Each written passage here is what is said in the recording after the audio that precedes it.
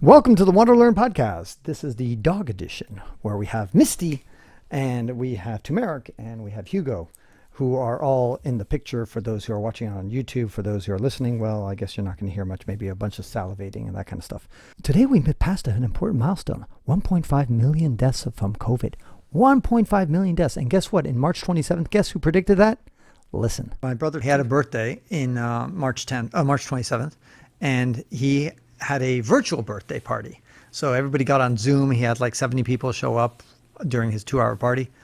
And several of them, my brother's a doctor, and several of the people there were also physicians. And I asked them, I said, hey, how many people do you think are going to die worldwide from this virus? And one guy said, I took the first guess. I said 1.5 million people are going to die worldwide. Rejoice, you said? I said 1 million. And what did the other people say?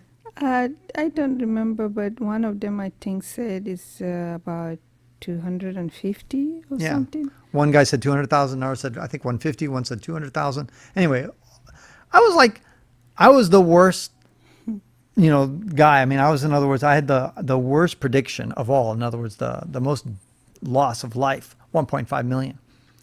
Which, by the way, I picked that number because I said, well, that's roughly 3 times worse than a flu season.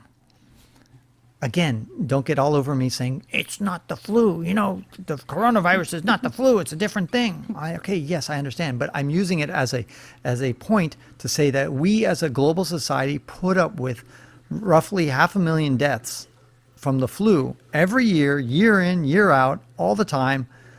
And we deal with it. And we're just like, it sucks. That's bad news. But hey, life goes on. And so I just thought, okay, well, if it's triple that would be bad. That's right. On March 27th, I said 1.5 million deaths. Here we are in December of 2020, and that's exactly where we passed. Of course, we're going to have more than that by the end of the year, but hey, I beat those physicians, didn't I? Doesn't that count for something? And the funny thing is that a lot of people criticized me because they were saying that, Francis, you're encouraging people to go outside and go hike outside with, and go into town and resupply with masks on and gloves. It's not good enough. You got to just stay home. You got to shelter in place. Remember back then in March when people would say, we just need to flatten the curve. We just need to shelter in place for 3 weeks and it'll all be over. And I was like, well, wait a second. After you shelter in place for 3 weeks, the virus is still there. It's not like it goes away. It's going to just come back with full force. So anyway, to me, I think these things were obvious, but I guess it wasn't for the rest of the world. And now we've kind of learned that lesson. And thank God that the vaccines are coming. And so 2021 should be interesting. I'm going to make some predictions at the end of this month about what are the deaths for COVID and the flu for 2021. And you make your predictions too. Put them in the notes down below if you're watching this on YouTube, or send me an email. The other thing I'm going to be doing differently in 2021 is I'm actually going to travel. That's right.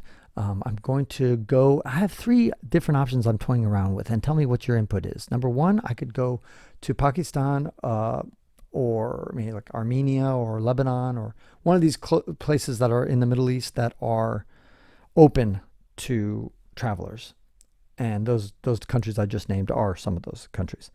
The second option that I was thinking about is maybe go back to Africa, finish my book in Africa. That might be useful because they don't have great internet, and that will help me focus. I was thinking about Côte d'Ivoire, but because they have a 1-year visa for U.S. citizens, but unfortunately right now Côte d'Ivoire is closed. So I'm not sure exactly where in Africa I would want to go. I'd want to go with somebody who gives me a nice long fat visa, and maybe a country that I didn't get to spend that much time with on the first on my 5-year trip there. And so that's why I'm thinking Côte d'Ivoire, because I really raced through Côte d'Ivoire. I hardly saw anything. So, then the third option is to go to Latin America, because there's about 5-6 countries in Latin America that I've never been to, like Paraguay, Uruguay, Peru, Ecuador.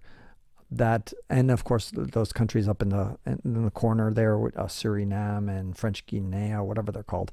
Those guys up there, I haven't been to either. So that's probably my last choice. But anyway, those are the things I'm toying with in my head, because the Middle East trip is my next big trip. So what do you guys think? Stay tuned for the end of this month when you're going to hear my predictions for 2021.